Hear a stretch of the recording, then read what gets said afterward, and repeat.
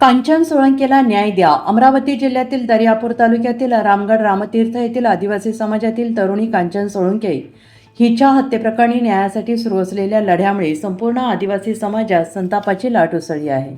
10 महिने उलटून गेल्यानंतरही या प्रकरणाचा तपास अपेक्षित गतीने होत नसल्याचा आरोप होतो आहे. त्यामुळे अनेक गंभीर प्रश्न उपस्थित होत आहेत. कांचन सोळंके हत्येतील दोषींना शिक्षा कधी मिळणार? तपासाची गती एवढी मंद का आहे? आदिवासी मुलीच्या सुरक्षेची जबाबदारी कोण घेणार? न्यायासाठी कुटुंबाला अजून किती काळ प्रतीक्षा करावी लागणार? या घटनेच्या निषेधार्थ आदिवासी कन्या संगीताताई कडाळे यांनी अमरावतीहून नाशिक येथे विभागीय आयुक्त कार्यालयासमोर उपोषण सुरू केले. कांचनच्या कुटुंबाला न्याय मिळावा आणि तपासाला गती मिळावी ही त्यांची प्रमुख मागणी आहे.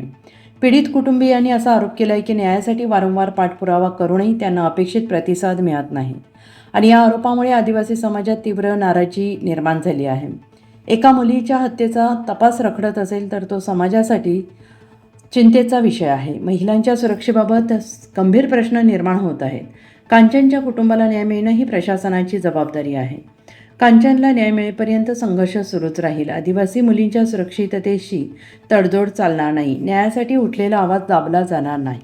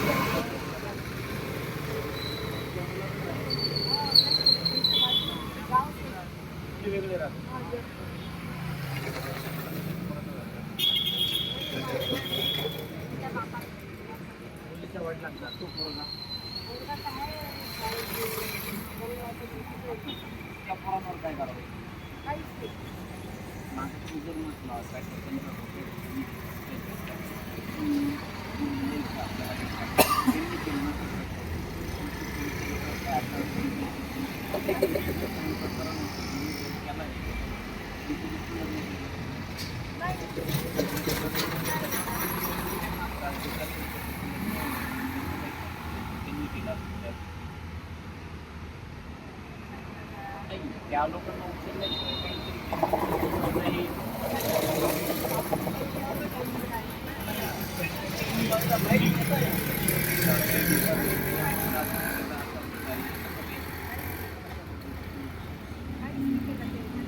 नातेवाईक बिलकुल यायच्या घराजवळच आहे. म्हणजे हे जे तुमच्याजवळ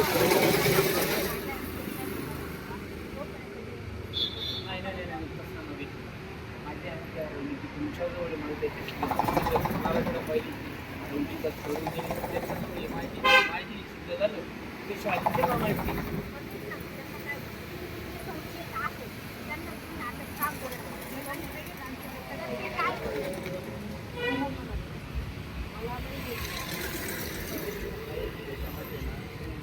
डिपार्टमेंटचे आपण तुमचं काय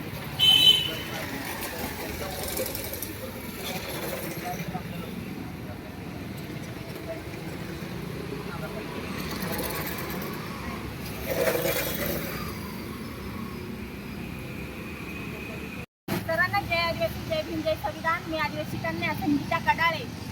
आपण बघतोय की अतिशय माणुसकीला काळिंबा फासणारी गोष्ट अमरावती जिल्ह्यामध्ये घडलेली आहे. आमची एक भगिनी, ह्या आईची एक मुलगी, आदिवासी समाजाची मुलगी, तिचा बलात्कार करून तिचे निर्गुणपणे हत्या केलेली. म्हणजे अक्षरशः तिच्या शरीराचे छोटे छोटे तुकडे केलेले आणि अद्यापही या सरकारला जाग येत नाही. पण ज्या भाडखावांनी हे कृत्य केलेलं आहे, ज्यांनी बलात्कार करून ह्या आईच्या मुलीला बलात्कार करून मारून टाकलेलं आहे, तिचा निर्गुणपणे खून केला, तिच्या शरीराचे छोटे छोटे तुकडे केले,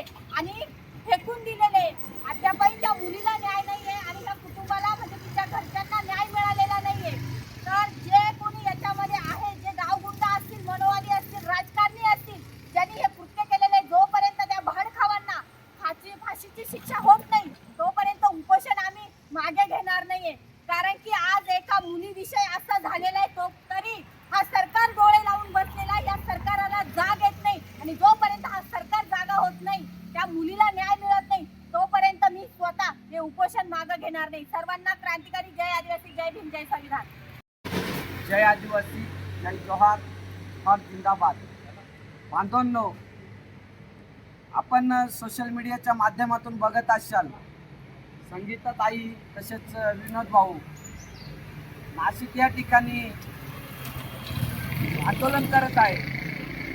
आज आदिवासी समाज म्हणजे जेव्हा आंदोलन करतो म्हणजे प्रशासन एवढा हलक्यात घेतो का? काही झालं तर आम्हाला आंदोलनच करायचं, आम्हाला तात्काळ न्याय नाही देऊ शकत का? आज कित्येक वर्ष झालं आम्ही सहन करत आलेलो आहे. आज या आईंची समाजाने तर दिशाभूल केले, पण त्या ताई त्यांच्यासाठी लढतात येते तरी त्यांना न्याय भेटत नाहीये. आज आपल्या संगीताताई विभागीय आयुक्तालय या ठिकाणी उपोषणाला बसलेले होती. मी नाशिक या ठिकाणी कार्यक्रमानिमित्त आलेलो. ताईंची भेट झाली. ताईंना माझा आश्वासन आहे की याच्या पुढे तुम्ही कोणतंही पाऊल उचलशाल त्या पाऊलमध्ये के ग्रुप फाउंडेशन महाराष्ट्र राज्य हा तुमच्या पाठीशी खंबीरपणे उभा राहील. आणि ज्या दिवशी तुम्ही लॉंग मार्च काढशाल त्या दिवशी नाशिकपासून ते मुंबईपर्यंत के ग्रुपचा एकूणता एक कार्यकर्ता हा तुमच्या पाठीला पाठी देऊन असेल. माझी जास्त काही विनंती नाहीये. या प्रशासनाने, या शासनाने लवकरात लवकर न्याय द्यावा, नाहीतर या ठिकाणी पूर्ण आदिवासी समाज बांधव या ठिकाणी येऊन मी स्वतः आणि सर्व समाज बांधव आत्मदहन केल्याशिवाय राहणार नाही. धन्यवाद. जय आदिवासी.